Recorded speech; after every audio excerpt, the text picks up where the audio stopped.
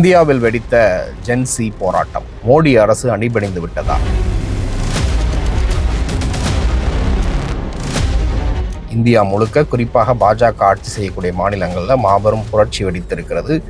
சத்தமில்லாமல் இந்திய இளைஞர்கள் சாதித்திருக்கிறார்கள். முதல் முறையாக மோடி, அமித்ஷா, ராஜ்நாத் சிங் போன்ற மிக பெரும் அமைச்சர்கள் தவிர்த்து சிறிய அமைச்சர்கள் பத்திரிகைகளுக்கு பேட்டி கொடுத்துருக்குறாங்க. குஜராத், பஞ்சாப், ஹரியானா, டெல்லி போன்ற மாநிலங்களில் மாபெரும் புரட்சி சத்தமில்லாமல் வெடித்திருக்கிறது. விவசாய சட்டங்களுக்கு பிறகு மோடி அரசு பணிந்திருக்கிறது. ஆனால் மாணவர்கள் இன்னும் போராட்டங்களை கைவிடவில்லை. இதை பற்றி ஒரு விரிவான செய்தியை தான் இந்த வீடியோவில் நம்ம பார்க்க போகிறோம்.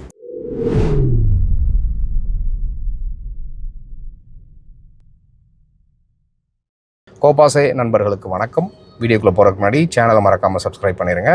இந்த வீடியோவை லைக் பண்ணிவிட்டு உங்கள் கருத்துக்களை மறக்காமல் கமெண்ட் செக்ஷனில் பதிவிட்டுருங்க.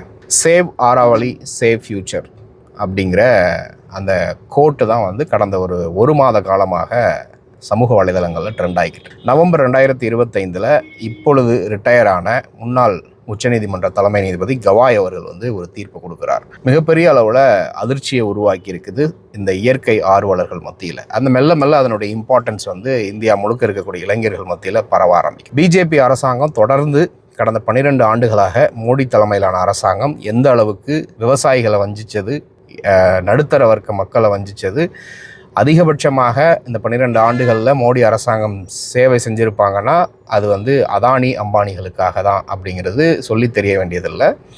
இப்போ பார்த்தீங்கன்னா இந்தியாவினுடைய நுரையீரல் அப்படின்னு சொல்லக்கூடிய ஆராவளி அப்படிங்கிற மலைத்தொடர் இப்போ தமிழ்நாட்டில் எப்படி மேற்கு தொடர்ச்சி மலை கிட்டத்தட்ட கன்னியாகுமரி, அந்த தென்காசி, கன்னியாகுமரி அந்த பகுதிகளில் இருந்து நமக்கு தேனி வரைக்கும் ஒரு பெரிய ஸ்ட்ரெச், கிட்டத்தட்ட ஒரு 200லேருந்து 300 கிலோமீட்டர் வரைக்கும் வரும்.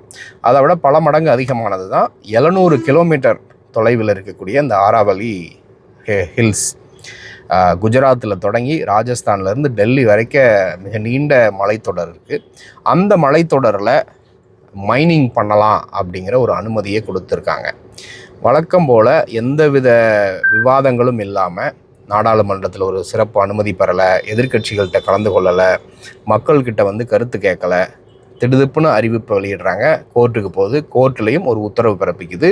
இந்த பிஜேபி அரசாங்கம் எப்பெல்லாம் அவர்களுக்கு சிக்கல் இருக்கோ எல்லாத்தையுமே சட்டப்படி செய்வாங்க, வெளியே சொல்லிக்குவாங்க. ஆனால் அது எல்லாமே மக்களுக்கு விரோதமானதாக இருக்கும். கேட்டால் கோர்ட்டு மேலே பழி போட்டுருவாங்க. எப்படி மணிப்பூர் மாநிலத்தில் ஒரு உயர்நீதிமன்றத்தினுடைய தீர்ப்பு தான் அந்த மாநிலத்தில் இப்போ வரைக்கும் பற்றி எரிஞ்சிக்கிட்டு இருக்கக்கூடிய பிரச்சனைகளுக்கு காரணமாக அமைந்தது. அதே மாதிரி தான் இந்த ஆராவளி விஷயத்துலையும் நடந்திருக்கு.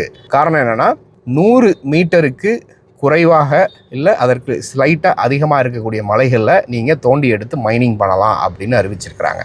இந்த ஆராவளி அப்படிங்கிற இஷ்யூவே பார்த்தீங்கன்னா கிட்டத்தட்ட 10,000க்கும் அதிகமான சிறிய நடுத்தரவர்கள் இருக்கக்கூடியது, இல்லை பெரிய அளவுக்கு இருக்கக்கூடிய மலைத்தொடர்கள் இருக்குது. ராஜஸ்தானில் ஆரம்பித்து ஜார்க்கண்டாக இருக்கட்டும், சத்தீஸ்கராக இருக்கட்டும், உத்தரகண்டாக இருக்கட்டும், அப்புறம் டெல்லி, பஞ்சாப், ஹரியானா போன்ற மாநிலங்களில் ஒரு பெரிய ஸ்ட்ரெச்சு 700 கிலோமீட்டருக்கு மேலே இந்த மலைத்தொடர் விரிந்து பறந்து கிடக்குது. இதில் என்ன உத்தரவு பிறப்பிக்கிறாங்க அப்படின்னா, மைனிங் நீங்கள் 100 தரையிலிருந்து 100 மீட்டர் உயரமாக இருக்கக்கூடிய மலைகளை நீங்கள் தோண்டி எடுத்து மைனிங் பண்ணலாம். அதற்கு மேலே இருக்கக்கூடிய மலைகளெல்லாம் நீங்கள் டச் பண்ணக்கூடாது. அது எல்லாமே பாதுகாக்கப்பட்ட மலைகள் அப்படிங்கிற உத்தரவு பிறப்பிக்கிறாங்க. 10,000 மலைகளுக்கு மேலாக இந்த தொடரில் இருக்குது அப்படின்ட்டு ஃபாரஸ்ட் ஆய்வு செஞ்ச ஆய்வறிக்கை சொல்லுது. இதில் பார்த்தீங்கன்னா இந்த 10,000 மலைகளில் அதிகபட்சமாக 100 மீட்டருக்கு மேலே இருக்கிறது ஒரு 1000 1500 மலைகள் தான். 90% மலைகள் அந்த 100 மீட்ரு அதுக்கு கீழே தான் இருக்குது அப்படின்னு சொல்லப்படுது. இதுக்கு இந்த பிஜேபி அரசாங்கம் கொடுக்கக்கூடிய விளக்கம் என்ன தெரியுமா? இந்த மலைகள் முறையாக அனுமதி கொடுக்காததுனால, உரிய விதிகளை வகுக்காதனால இல்லீகல் மைனிங் நடக்குது. அதனால் மாசு உருவாகுது, காற்று மாசு உருவாகுது அப்படிங்கிற ஒரு பொருளையை கிளப்பி விட்டுருக்கானுங்க. ஏன்னா இப்போ டெல்லியில், ஹரியானாவில், பஞ்சாபில் போன்ற மாநிலங்களில் அதிகபட்சமாக டெல்லியை பொறுத்த வரைக்கும் அந்த ஏர் குவாலிட்டி, காற்று மாசுபடுதல் எந்த அளவுக்கு உயர்ந்திருக்குது. டெல்லியில் இருக்கக்கூடிய பலரும் இப்போ உயிருக்கே போராடிக்கிட்டு அளவுக்கு காற்று மாசுபட்டு கிடக்குது. இந்த பிஜேபி அரசாங்கம், அரவிந்த் கெஜ்ரிவால் அரசாங்கத்தை இந்த ஒரு விஷயத்தை குற்றச்சாட்டி தான் வச்சு தான் மக்கள் மத்தியில் பொய்யை பரப்பி இன்றைக்கி ஆட்சியில் உட்காந்துருக்கிறாங்க.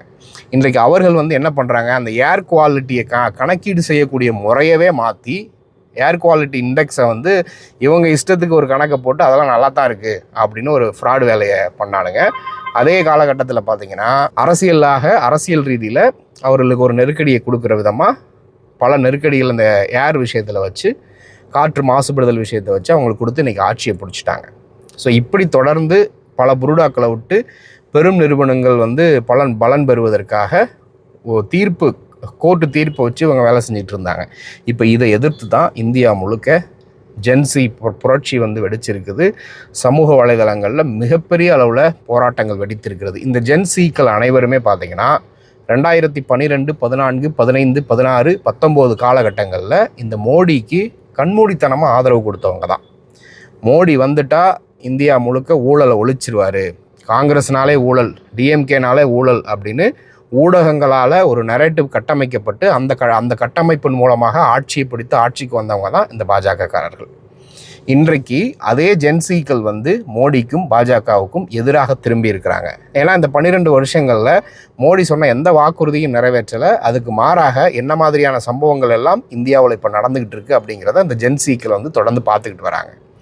எப்படி வந்து நேபாளமாக இருக்கட்டும், வங்காளதேசமாக இருக்கட்டும், ஸ்ரீலங்காவாக இருக்கட்டும், அது தாண்டி இன்னும் ஐரோப்பிய நாடுகளில் எத்தனை நாடுகளில் ஜென்சி புரட்சிகள் வந்து வெடிச்சிருக்குது. அங்கே இருக்கக்கூடிய அரசாங்கங்களே தலைகீழ மாற்றிருக்கிறாங்க, புரட்டி போட்டிருக்கிறாங்க.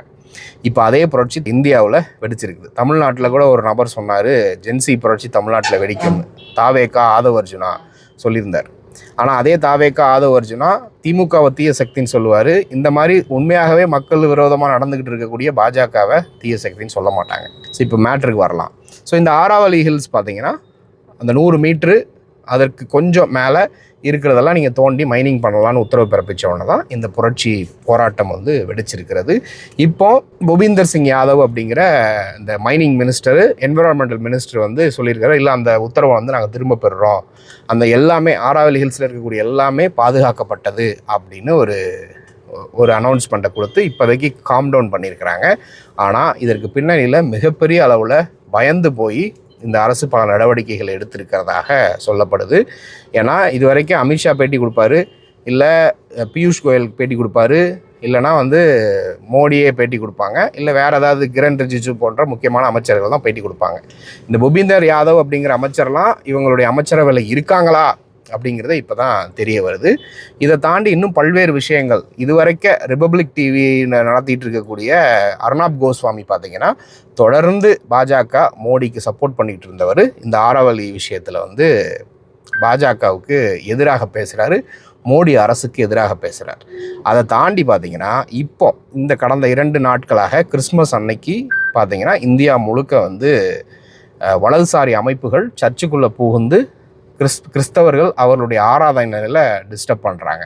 அதற்கு 2 தினங்களுக்கு முன்பாகவே இந்தியா முழுக்க ஒரு கலவரத்தை உண்டு பண்ணுறதுக்கு முயற்சி செய்கிறாங்க. அதே காலகட்டங்களில் கிறிஸ்மஸ் அன்னைக்கு மோடி போய் ஆலயத்தில் ஆராதனையில் பங்கேற்று கொள்கிறார். ஸோ இது எல்லாத்தையும் கணக்கு பண்ணி பார்த்தா இந்த ஆராவளி விஷயத்தில் இளைஞர்கள் மத்தியில் ஏற்பட்ட புரட்சியை டைவர்ட் பண்ணுறதுக்கு தான் இந்த மத அடிப்படையிலான வன்முறையை தூண்டுறதா இருக்கட்டும், கிறிஸ்தவ நிகழ்ச்சிகளை ஒடுக்குமுறை பண்ணி இந்தியா முழுக்க அதை வந்து நியூஸில் பேசு பொருளாக்குறாங்க. இந்த ஆராவளி விஷயத்தை வந்து அப்படியே டம்ப் பண்ணுறாங்க.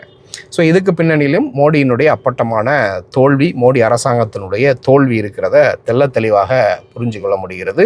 எப்படி 2012, 14 அந்த காலகட்டங்களில் அண்ணா ஹசாரே அப்படிங்கிற ஒரு நபர் ஆர்எஸ்எஸ்னுடைய தூண்டுதல்னால உண்ணாவிரத போராட்டத்தை அறிவித்து காங்கிரஸ் அரசை கவிழ்த்தாங்களோ, காங்கிரஸை மீண்டும் ஆட்சிக்கு வர விடாமல் பண்ணாங்களோ, அதே மாதிரி இன்றைக்கு தன்னெழுச்சியாக யாருடைய எந்த அரசியல் கட்சிகளுடைய பின்பலமும் இல்லாமல் இளைஞர்கள் இன்னைக்கு போராட்டத்தை அறிவிச்சிருக்கிறாங்க. இந்தியா முழுக்க பார்த்தீங்கன்னா இன்னைக்கு ஜென்சி புரட்சி வந்து வெடிச்சுக்கிட்டு இருக்குது. அவர்களுக்கு தெளிவாக தெரிகிறது, படித்த இளைஞர்களாக இருக்கிறாங்க, டெல்லியில் இருக்கக்கூடிய யூனிவர்சிட்டி மாணவர்கள் எல்லாமே போராட்டம் பண்ண ஆரம்பிச்சிருக்கிறாங்க. தொடர்ந்து பெரிய லெவலில் அந்த பாஜக ஆட்சி செய்யக்கூடிய மாநிலங்கள் ராஜஸ்தான், சத்தீஸ்கர், அப்புறம் ஹரியானா, டெல்லி போன்ற மாநிலங்களில் பெரிய அளவில் பிஜேபிக்கு எதிர்நிலையான நிலைப்பாடு வந்து இளைஞர்கள் எடுத்திருக்கிறாங்க. இதை சமாளிக்க முடியாமல், இதை எப்படி சமாளிக்க போகிறோம் அப்படிங்கிற தெரியாமையில் தான் இன்றைக்கி விழி பிதுங்கி போயிருக்கிறதாக சொல்லப்படுது.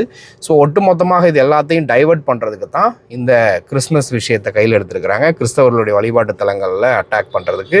ஒருவேளை இந்த கிறிஸ்தவர்கள் மீது அட்டாக் பண்ணுறது பெரிய அளவுக்கு இன்டர்நேஷ்னல் இஷ்யூவாக இருக்குன்னா அதை சமாளிக்கிறதுக்கு தான் மோடி அவர்கள் வந்து ஆராதனையில் கலந்து கொள்கிற மாதிரி ஒரு ஃபோட்டோஷூட் ஆப்ரேஷன் நடத்தியிருக்கிறாங்க அப்படின்னு சொல்லப்படுது. இதை தாண்டி எஸ்ஐஆர் விவகாரத்திலிருந்து பல விவகாரங்களில் பெரிய அளவுக்கான பிரச்சனைகளை வந்து டைவர்ட் பண்ணுறதுக்கு தான் இந்த விஷயங்கள் போயிட்டுருக்குது. ஸோ இந்தியாவில் மீண்டும் ஒரு 3-4 வருடங்களுக்கு முன்பாக விவசாயிகள் போராடி வெற்றி பெற்று இந்த மோடியினுடைய மோசடியான விவசாய சட்டங்களை வந்து திரும்ப பெற வச்சாங்க. இன்றைக்கு இளைஞர்கள் வந்து சத்தம் இல்லாமல் சாதிச்சிருக்கிறாங்க. ஆனால் இது இன்னும் முடியலை. தொடர்ந்து இதை குறித்து பேசலாம். இதை குறித்து நீங்கள் என்ன நினைக்கிறீங்கன்றது மறக்காமல் கமெண்ட்டில் சொல்லுங்கள். நன்றி.